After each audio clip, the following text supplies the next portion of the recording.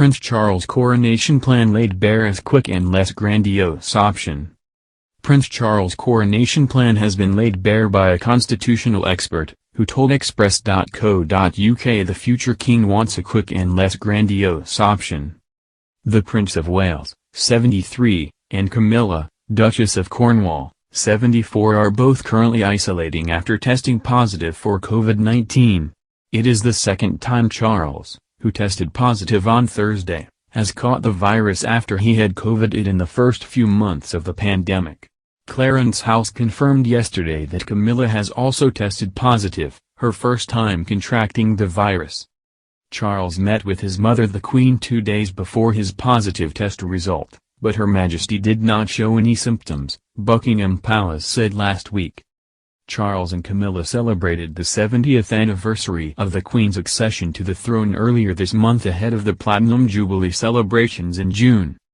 The Queen gave her backing to Camilla in her Accession Day message, declaring her wish for her to be known as Queen Consort when Charles becomes king.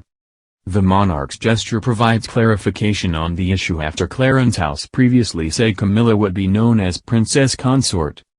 As Her Majesty's historic reign as the country's longest-serving monarch is celebrated, questions have been raised over Charles' accession to the throne. A constitutional expert has outlined the prince's hopes for a quicker and less grandiose coronation than that of the Queen's in 1953. Dr. Robert Morris from University College London's Constitution Unit discussed how the heir apparent is likely to be crowned as sovereign in a simpler ceremony. He told Express.co.uk, "I imagine that the prince is thinking of having a rather smaller number of people attending. Last time, there were 8,250 people who attended, and Westminster Abbey was absolutely chock-a-block with scaffolding, seating and all the rest of it, which reached 11 tiers high in the nave of the Abbey. That's quite an undertaking. I imagine that the prince will look for something rather quicker and in that sense less grandiose.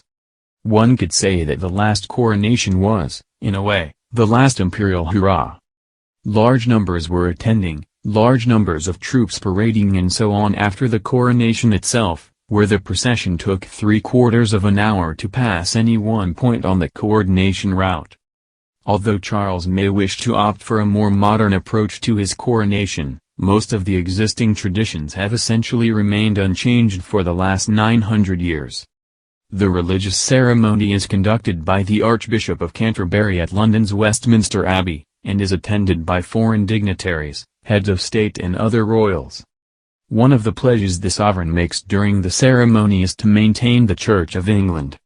Although the Queen's own coronation was traditional in many ways, the monarch also introduced a new element for the occasion. Hers was the first coronation ceremony to be televised, with BBC cameras installed inside the Abbey. Debate about whether the coronation should be filmed was part of a lengthy planning process for the ceremony after she was declared queen in 1952. Dr. Morris said, "There was a gap in 1952 of 16 months before the Queen's coronation was held in 1953.